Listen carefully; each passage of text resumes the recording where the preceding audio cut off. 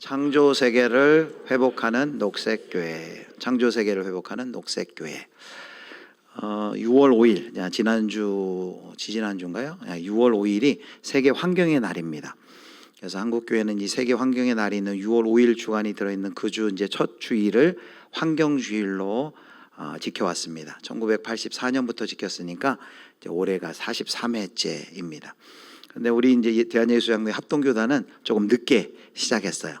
그러니까 3년 전인 2023년에 환경주의를 제정해서 또 지키기 시작했고, 또 총회 기후위기 대응 특별위원회라는 상설위원회가 또 만들어져서 또 활동을 하고 있습니다. 많이 늦었지만 그래도 우리 교단적으로 이 환경 문제 또 기후 위기의 심각함을 알고, 또 이것이 또 창조를 회복하고 또 보존하는 이것이 얼마나 중요한지를 우리 교단적으로 또 인정을 하고, 또 함께 또 이 일에 관심을 기울이도록 이렇게 제정되어서 시키게 된 것 너무나도 감사한 일입니다.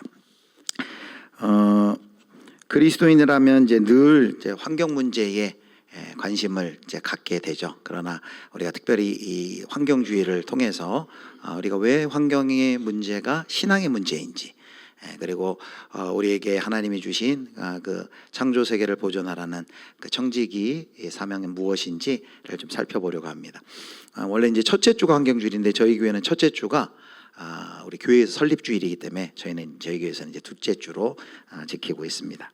환경주의를 맞을 때마다 이제 우리에게 질문이 있어요. 어떤 질문이 있냐면 이 교회가 왜 환경을 말해야 되느냐라는 질문을 할 수 있습니다. 그냥 교회는 열심히 복음 전도하고 또 영혼을 살리는 일을 하면 되지, 뭐 환경에 대한 얘기는 뭐 밖에서도 많이 하는데 뭐 굳이 뭐 좋은 일이긴 하지만 교회에서까지 이런 이야기를 할 수 있느냐, 할 필요 있느냐, 뭐 자연을 보호하고 일회용을 적게 쓰고 또 쓰레기를 줄이는 거, 그게 신앙과 무슨 연관이 있느냐라는 질문을 할 수 있습니다.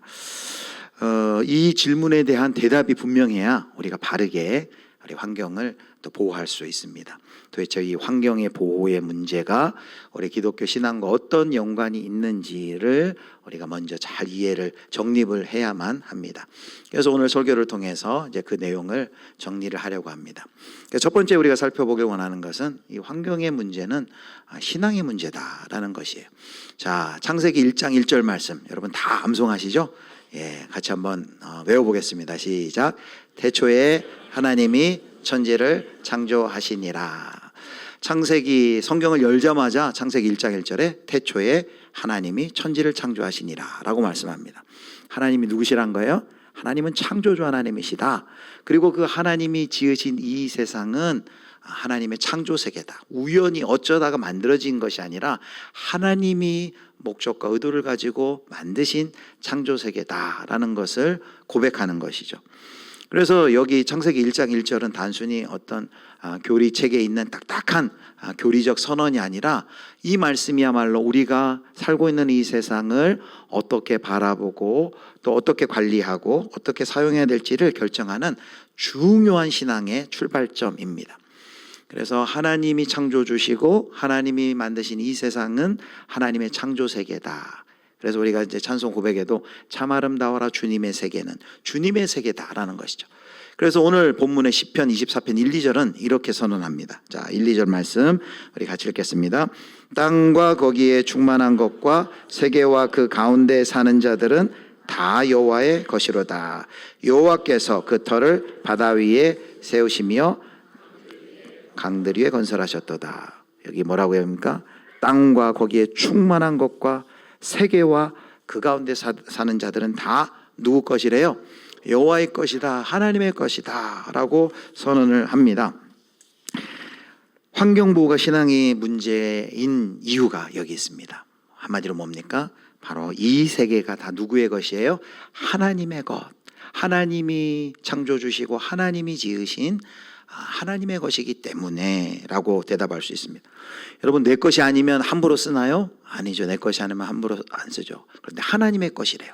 하나님의 것인데 우리가 막 함부로 사용할 수는 없겠죠. 그래서 우리가 창세기 1장 1절에 창조신앙, 창조주 하나님을 고백하고 만들어진 이 세상이 창조의 세계라고 고백할 때 우리는 그래서 이 세상이 아무렇게나 우연히 생겨난 자원이다라고 생각하지 않습니다.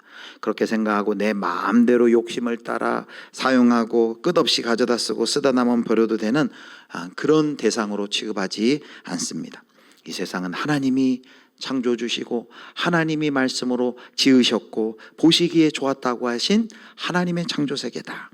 그러므로 이 세계를 대할 때, 그러면 이제 그걸 고백할 때 세계를 대하는 태도가 나오겠죠. 우리의 욕망과 욕심을 따라 대하는 것이 아니라 하나님이 우리에게 선물로 준 그 대상으로 알고 감사함으로 이제 책임 있게 돌보아야 되는 것이죠. 그래서 환경 문제는 단순히 어떤 그냥 좋은 운동이 아니라 하나님께 속한 세계를 우리가 어떻게 대할 것인가의 문제입니다. 자, 그렇다면 이 하나님이 만드신 하나님의 세계를 하나님께서 만드시고 인간에게, 하나님의 형상이라는 인간에게 어떤 명령을 주셨을까요? 자, 그것이 이제 창세기 1장 28절에 나옵니다. 자, 1장 28절 우리 같이 읽겠습니다.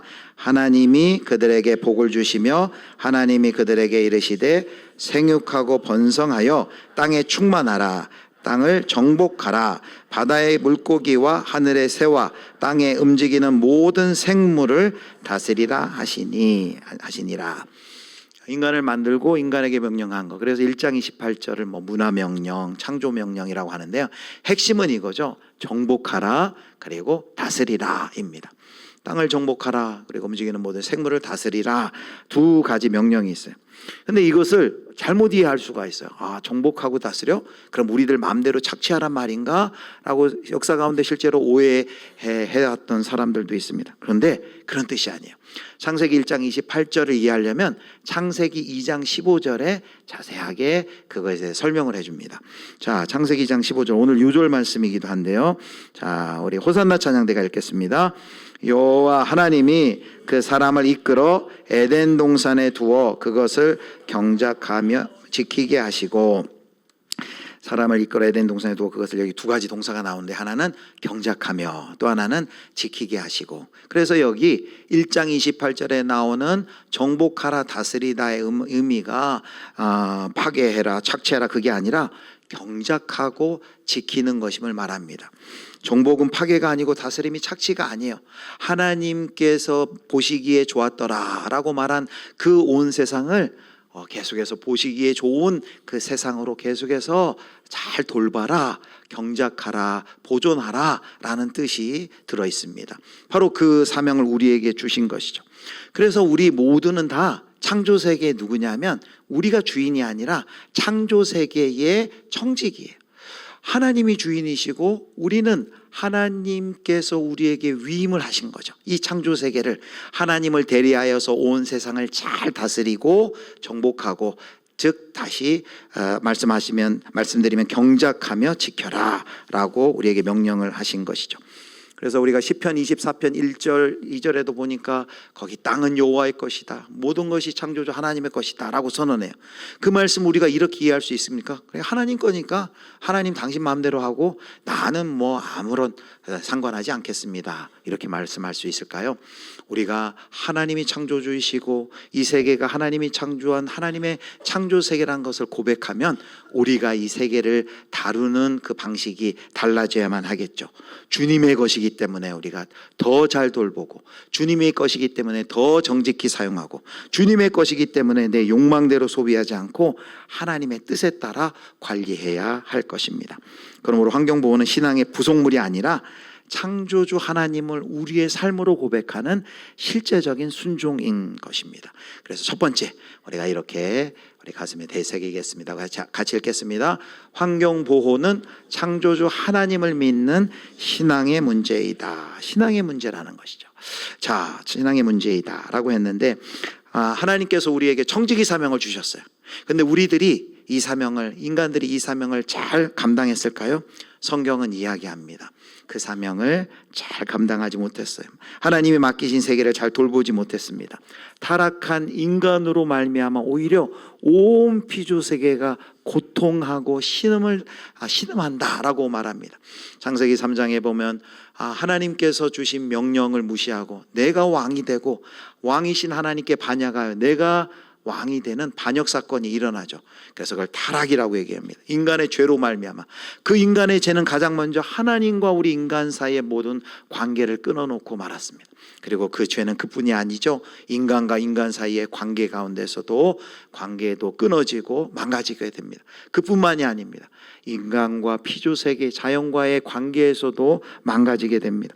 그래서 이 인간의 타락은 온 우주적인 타락에 그 영향력이 미치게 돼요. 그래서 로마서 8장 22절에 보면 그 영향을 이렇게 이야기하고 있습니다. 피조물의 상태, 로마서 8장 22절 같이 읽겠습니다. 피조물이 이제까지 함께 탄식하며 함께 고통을 겪고 있는 것을 우리가 아느니라. 피조물이 탄식한대요. 탄식하고 있대요. 그리고 함께 고통을 겪고 있대요. 누구 때문에요? 인간의 범죄함, 인간의 타락 때문에. 범죄는 인간이 했는데 그 피해는, 그 고통은 피조세계가 다 경험하고 있는 거죠. 고통하고 있다라고 말합니다. 그러므로 환경보호는 단지 자연을 잘 보호하자를 뛰어넘어서 죄로 인하여서 타락하고 망가지고 깨어진 이 세계 앞에서 청지기의 사명을 다시 회복하자는 신앙의 요청입니다. 도대체 하나님께서는 병들고 깨어진 이 세상을 향한 하나님의 마음은 무엇이기에 우리가 이 마음을 가져야 될까요? 하나님께서는 이 병들고 깨어지고 하나님을 향해 반역한 이 세상을 어떻게 다스릴까요? 포기해 버릴까요? 아니면 그냥 내어버려 둘까요? 아니면 그냥 바로 심판할까요? 하나님은 자기가 창조하신 이 세계, 인간의 죄로 인하여 범죄하며 타락한 이 세계를 그냥 내버려 두지 않으셨습니다. 하나님께서는 창조하신 이 세계를, 죄로 병든 세계를 외면하지 않으시고 이 세상을 구원하시고 다시 치유하시고 온전하게 회복하시기로 하셨어요. 그래서 그 하나님의 계획이, 하나님의 이 꿈이 잘 나와 있는 것이 성경 여러 군데 있지만 특별히 성경의 가장 마지막 요한계시록 21장 5절 온 세상이 마지막 새하늘과 새 땅으로 변화될 그 순간 보좌에서 이런 음성이 울려 퍼집니다. 자, 21장 5절 말씀 같이 읽습니다. 보좌에 앉으신 이가 이르시되 보라 내가 만물을 새롭게 하노라 하시고 또 이르시되 이 말은 신실하고 참되니 기록하라 하시고. 보좌에 앉으신 이가 뭐라고 얘기합니까? 저를 한번 따라해 주세요. 보라 내가 만물을 새롭게 하노라. 이것이 바로 예수의 비전, 하나님의 비전이죠. 하나님의 꿈은 보라 내가 만물을 새롭게 하노라 입니다. 중요한 것은 여기서 만물이에요. 보라 내가 영혼들만 몇몇만 새롭게 하노라.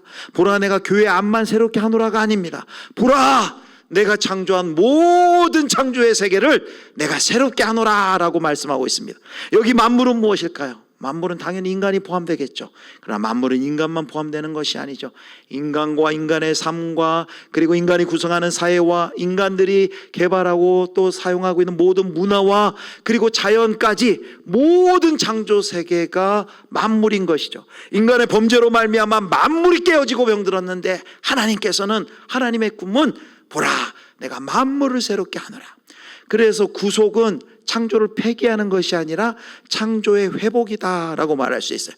굉장히 중요한 문장이에요. 자, 보여주실까요? 구속은 창조의 회복이다. 한번 같이 읽겠습니다. 구속은 창조의 회복이다. 하나님이 만드신 그 창조의 영역, 창조 세계가 인간의 범죄함으로 깨어지고 병들고 망가졌지만 하나님께서는 그것을 회복시키겠다. 보라 내가 만물을 새롭게 하리라 라는 것이 하나님의 약속이요 하나님의 의지요 하나님의 꿈인 것을 믿으시기를 축복합니다. 예수 비전으로 복 있는 교회라고 했는데 예수 비전, 하나님의 비전을 한마디로 얘기하면 이거예요. 창조의 회복. 보라 내가 만물을 새롭게 하리라. 그 가운데는 당연히 우리 인간들도 거기에 들어가 있는 것이죠. 그래서 성경의 구원은 어마어마하게 큽니다. 구원은 범죄한 우리 인간이 예수 믿고 영혼만 그냥 천국에 죽어서 가는 그 정도로 제한되지 않습니다. 하나님의 뜻이, 구원은 이 땅으로부터 탈출이 아니에요. 하나님의 뜻이 이 땅에 이루어지게 하옵소서. 또 예수님께서도 이 땅에 하나님의 나라가 왔다라고 말씀하시며, 그리고 그 하나님의 나라가 마침내 도래하고 완성할 것입니다. 새하늘과 새 땅이 임하게 될 것입니다. 그래서 그것을 잘 보여주는 것이 골로새 1장 20절입니다. 이 구속의 은혜가 얼마나 큰지, 얼마나 그 부미가 크고 포괄적인지를 골로새 1장 20절이 보여줍니다. 자, 1장 20절 우리 같이 읽겠습니다. 그의 십자가의 피로 화평을 이루사 만물 곧 땅에 있는 것들이나 하늘에 있는 것들이 그로 말미암아 자기와 화목하게 되기를 기뻐하심이라. 아멘. 예수 그리스도의 십자가는 가장 먼저 우리의 죄를 용서하시고 우리와 하나님과의 관계를 회복합니다. 그러나 구속이, 구원이 그것만이다라고 생각하면 하나님의 구속의 역사를 너무 좁게 제한을 하는 것입니다. 성경은 방금 골로새 1장 10절에 뭐라고 말합니까? 그리스도의 십자가 만물을 회복하게 하시는 사건이다 라고 말합니다. 그러면서 1장 20절 다시 보여주세요. 만물을 회복하시는 사건을 이렇게 설명합니다. 하늘에 있는 것들이, 그리고 그로 말미암아 자기와 땅에 있는 것들이나 하늘에 있는 것들이 그로 말미암아 자기와 화목되게 되기를 어떻게 하신대요? 기뻐하심이라. 그것이 하나님의 기쁨이다라고 말합니다. 그래서 우리가 창조 세계를 돌보는 것은 복음의 주변부의 아주 기퉁의 조그만 영역이 아닙니다. 십자가로 이루신 화목의 질서에 우리가 참여하는 것이에요. 환경의 보호는 복음을 대신하는 일이 아니라 오히려 복음이 얼마나 이 복음이 넓고 얼마나 이 복음이 큰지를 드러내는 우리의 순종입니다. 자, 이제 그래서 두 번째 이렇게 기억해 주시기 바랍니다. 두 번째 같이 읽습니다.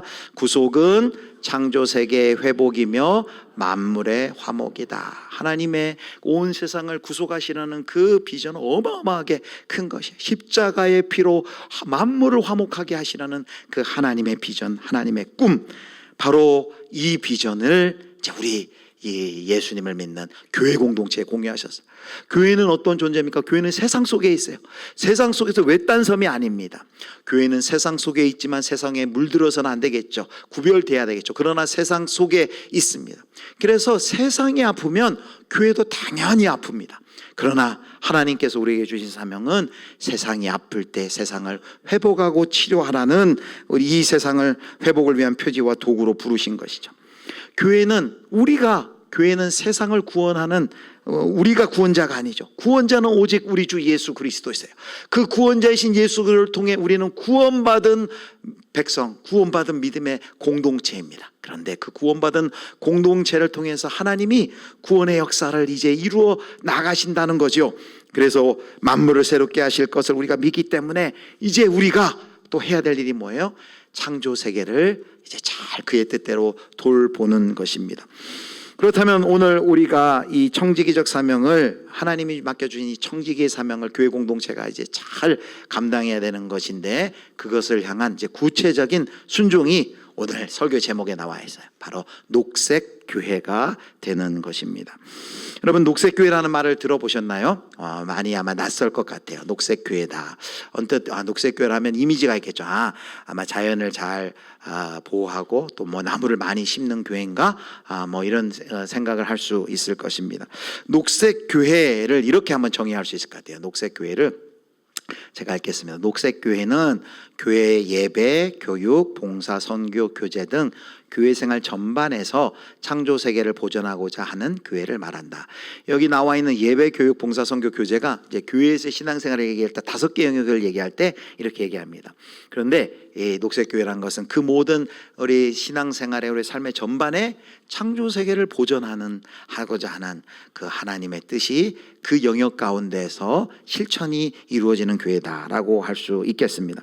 이 한국교회 안에서 2006년부터 기독교 환경운동연대 또 한국기독교교회협의회가 함께 전국 각 교단의 이제 대표적이고 모범적인 녹색교회를 선정해서 환경주의를 앞두고 이렇게 격려하고 발표하고 시상을 해왔습니다. 그러니까 선정할 때 우리가 이렇게 녹색교회 되고 싶습니다, 그렇다고 할 수 있는 게 아니라 기준이 있어요.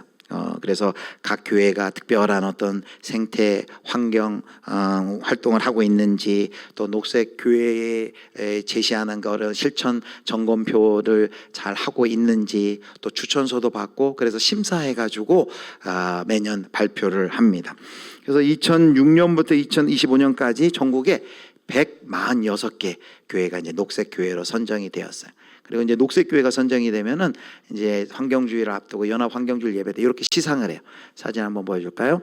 이렇게 녹색 교회라는 이제 그 사인판을 이렇게 이제 기증을 이렇게 시상을 하게 됩니다. 이제 교회 이제 입구에 이렇게 걸어 놓게 되겠죠. 그리고 이렇게 또 교회 올해 이제 사진인데요. 이제 16개 교회가 이렇게 시상을 이제 하고 기념물 사진을 찍은 것이 있습니다. 근데 여기 이제 이 교회들 올해 16개 교회가 있는데 명단이 있어요. 명단을 봐서 어떤 교회들이 되나. 근데 제가 이걸 보여주는 게 우리 교단은 하나도 없어요. 우리 교단은 다 대한예수교장로회 통합, 또 기장 측, 또 감리교에서 열심히 하지, 대한예수교장로회 우리 합동 측인데 합동 측은 없어요. 올해만 없는 게 아니라 지난 20년 동안 2006년부터 올해까지 작년에 최초로 교단 최초로 한 교회가 나왔어요. 서울에 있는 포도나무 교회라고.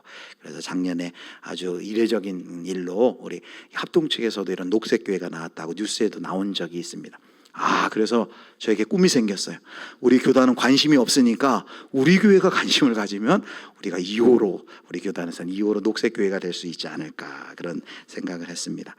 그래서 사진 내려주시면 녹색 교회로 선정된 교회들은 물론 저희처럼 이제 환경주의를 지키는 것은 물론 뭐 지구온난화 억제를 위한 여러 활동들, 또 생명밥상과 빈그릇 운동, 뭐 생명밥상 운동하니까 굉장히 거창하게 생각하는데, 여러분 이 예배 마치고 내려가서 뭐 바로 생명밥상 운동할 수 있어요. 그게 뭐냐면 대단한 게 아니라 먹을 만큼만 담고 담은 음식물을 쓰레기 많이 남기지 않는 그런 운동이죠. 저도 뭐 이 먹는 거 이렇게 남기는 걸 싫어해요. 저는 남기는 걸 싫어하니까 이게 억지로 다 먹다 보니까 몸이 이 모양이 됐는데, 그러니까 적절하게 처음부터 먹고 싶은 거 먹고 또 먹고 싶으면 더 뜨고, 이런 게 이제 습관이 되는 거죠. 또 이런 교회들은 뭐 이렇게 햇빛 발전소 이렇게 태양광이죠. 그런 것도 설치하고, 그리고 생태 도서관, 텃밭도 가꾸고, 또 재생지를 사용하고, 또 지역사회 여러 생태 환경 활동, 우리 주변에서도 지역 공동체에서도 이 환경 문제에 굉장히 관심이 많습니다.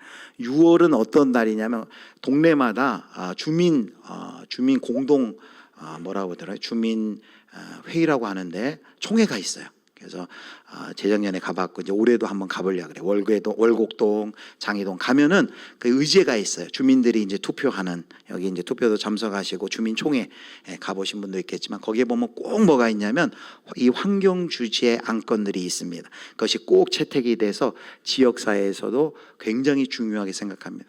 성도 여러분, 지역사회에서도 이렇게 환경을 중요하게 생각하고 보존하고 관리하는 데 힘쓰는데, 하나님을 창조주라고 고백하고 하나님의 창조 세계라고 우리가 믿는 우리가, 교회가 관심이 없었어야 되겠습니까? 그래서 여기 월곡동에 재작년에 보면 플로깅 다니면서 걷거나 뛰면서 이렇게 쓰레기 줍는 그것도 이제 활동을 하고, 그래서 뭐 우리 학교들도 그런 활동을 요즘에 많이 하고 있습니다. 그래서 어떻게 보면 대단한 것이 아니라 어떻게 보면 우리 교회에서도 계속 강조하고 하고 있는 것입니다. 자발적 불편운동도 저희들이 하지만 하고 있는 것을 지속적으로 하다가 그치는 것이 아니라 지속적으로 독려하고, 처음부터 완벽하게 되지는 않지만 한 걸음씩 한 걸음씩 우리가 해 나가자라는 것이죠. 그래서 어떤 특별한 교회만 당신의 교회는 녹색 교회입니다, 그게 아니라 사실은 신학적으로 보면 우리가 다 녹색 교회가 돼야 돼요. 창조주 하나님을 믿고 창조 세계를, 우리가 창조 세계임을 고백하고, 하나님께서 이 창조 세계를 생육하고 번성하고 정복하고 다스리고 그리고 잘 관리하고 보존하라 라는 이 명령을 받았다면 우리가 당연히 그 사명을 감당하는 녹색 교회가 돼야 되는 것이죠.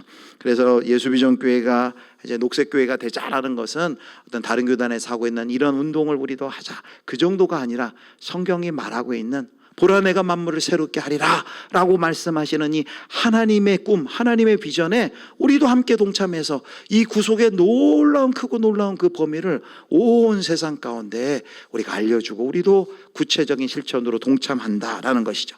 그래서 우리가 녹색교회를 이제 세 가지로 이렇게 조금 더 구체적으로 정리해 볼 텐데요. 첫 번째, 우리 같이 한번 읽겠습니다. 우리 첫 번째 같이 읽습니다. 녹색교회는 환경운동을 하나도 하는 교회가 아니라 창조신앙을 생활로 고백하는 교회이다. 단순히 뭐 나무를 많이 심는 교회, 단순히 이렇게 환경주일에 이벤트하고 끝나는 교회, 그 정도가 아니라 이 창조, 하나님의 창조주 되심, 창조세계, 그리고 우리의 창조세계 청지기 됨을 믿음으로 고백하는 교회가 녹색교회입니다. 두 번째 같이 읽겠습니다. 두 번째 같이 읽습니다. 녹색교회는 경작과 보존의 균형을 붙드는 교회이다. 자, 아까 창세기 2장 15절이 창세기 1장 28절의 해설이라고 했어요. 거기 보면 두 가지가 나옵니다. 1장 15절에 보면 여기 경작과 보존이 나오는데, 여호와 하나님이 그 사람을 이끌어 에덴 동산에 두어 그것을 경작하며 그리고 지키게 하시고, 이 지키게 하시고가 바로 보존입니다. 하나님의 명령이 두 가지예요. 하나는 경작, 하나는 보존이에요. 이 두 가지가 함께 가야 됩니다. 경작은 뭐냐? 하나님이 창조세계 안에 심어놓으신 가능성을 이제 드러내는 일들입니다. 땅을 돌보고 그리고 연구하고 문화를 만들고 생명을 풍성하게 하는 것. 하나님께서 그래서 온 세상을 주시고, 야, 그거 내가 잘 만들어놨으니까 너희들 손 떼면 안 돼. 그대로 보존해야 돼. 그게 아니에요. 경작하라 그랬어요. 거기에 무한한 가능성을 심어놓으셨어요. 그래서 우리가 문화를 만들고 그리고 생명을 풍성하게 하는 그 일들을 하는 것이죠. 그래서 경작만을 강조하면 안 되고 경작과 보존이 같이 가야만 합니다.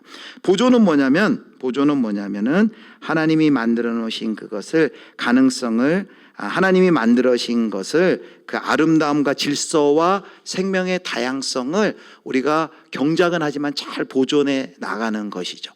경작과 보존이 같이 가야 되는데 경작만 강조하고 보존을 안 하면 어떻게 됩니까? 인간의 탐욕으로 개발이라는 명목하에 다 망가질 수밖에 없어요.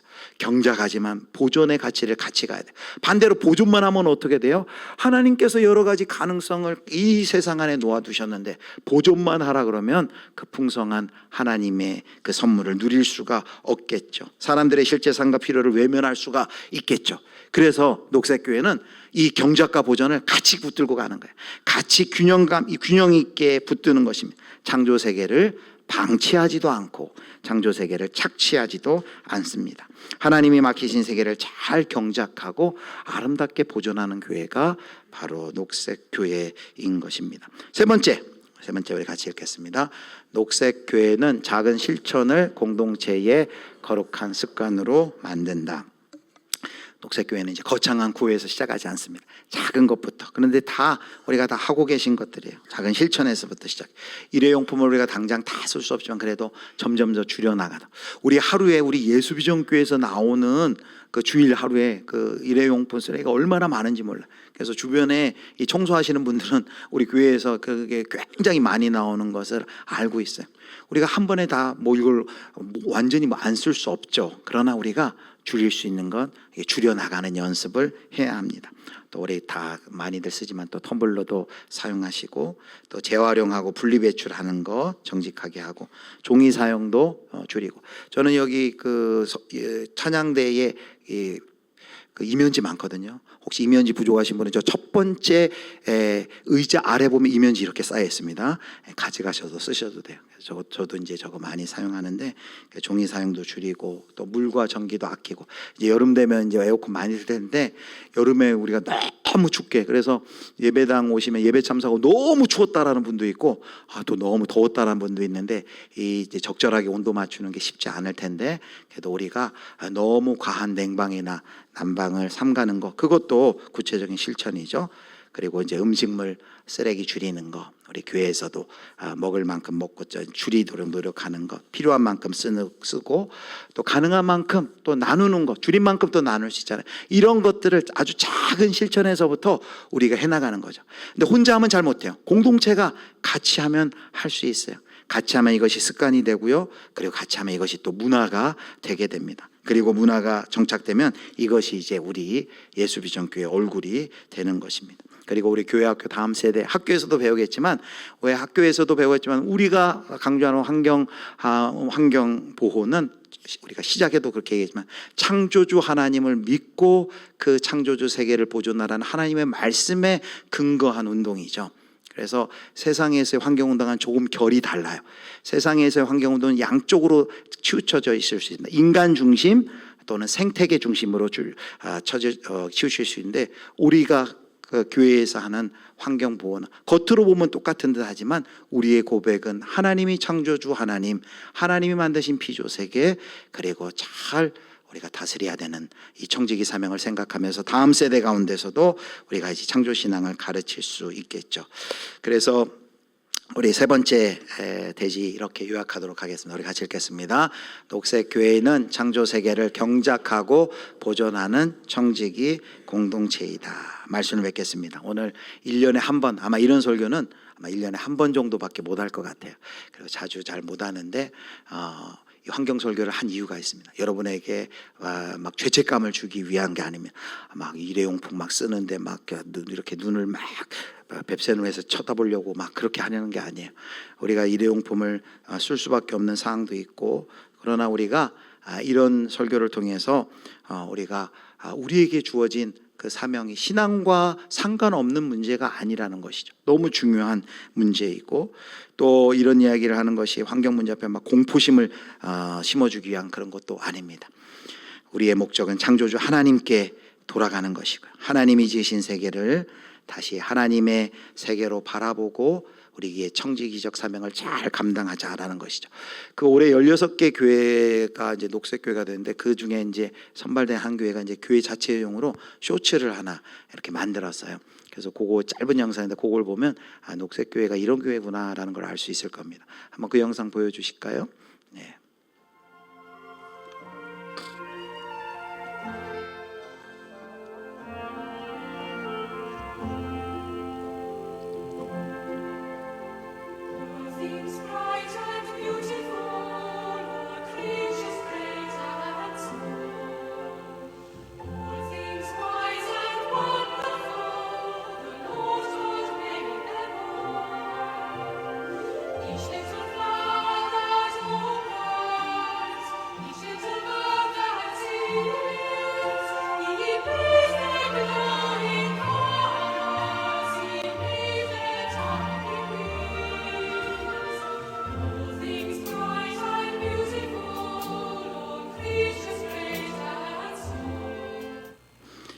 네, 오늘 주보에 보면 그래서 그 우리 대한예수장대 교단에서 기후 위기 대응 특별위원회에서 10가지 실천 강령을 만든 게 그걸 실었어요. 10가지 한번 보여줄까요?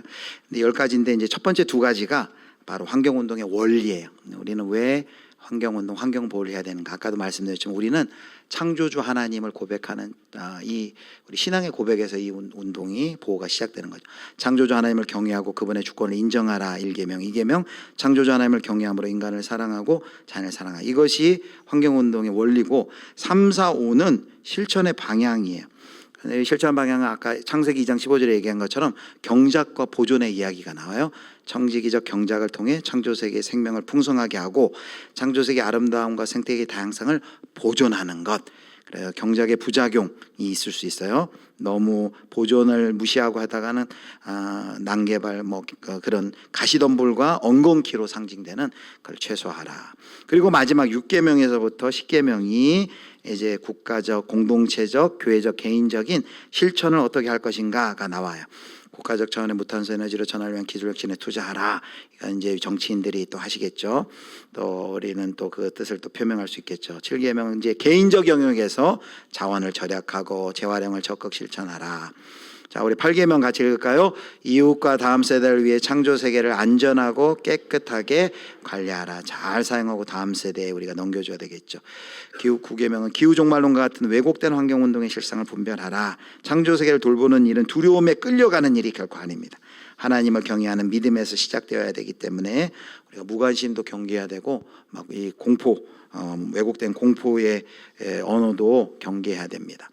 마지막 10계명 같이 읽겠습니다. 성경적 세계관을 가르쳐 청지기 환경운동을 실천하게 하라. 아멘. 우리 예수비전교회가 그래서 우리 예수비전교회도 창조 세계를 회복하는 녹색 교회로 나아갔으면 좋겠습니다. 그리고 그렇게 실천하는 성도를 이제 녹색 그리스도인이라고 할 수 있어요. 녹색 그리스도인은 녹색 넥타이를 맨 사람이 녹색 그리스도인이나 오늘 또 녹색 또 창조주의라 또 일부러 또 녹색 넥타이를 또 맸습니다. 녹색 그리스도인, 녹색 교회는 하나님이 만드신 창조 세계를 잘 보존하는 또 하나님의 그 회복의 역사에 동참하는 교회입니다. 만물을 새롭게 하겠다는 하나님의 약속을 붙드시고 그리고 창조 세계를 회복하는 우리 예수비전교회 녹색 교회, 녹색 그리스도인 되시기를 주님의 이름으로 축원합니다.